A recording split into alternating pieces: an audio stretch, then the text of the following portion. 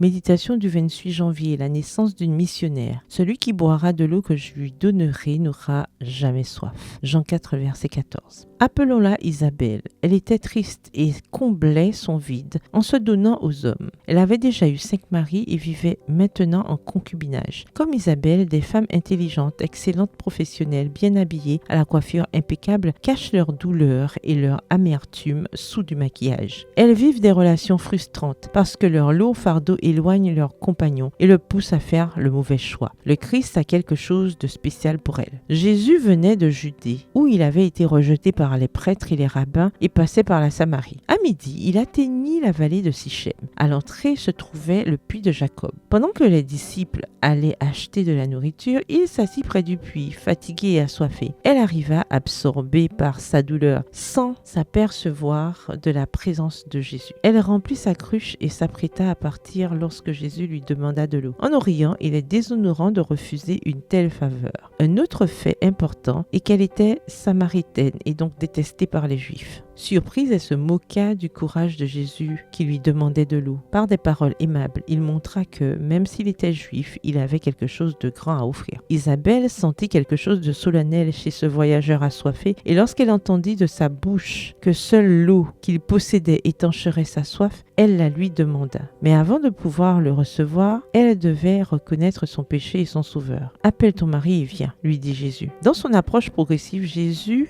ne mit pas directement le doigt sur ses blessures.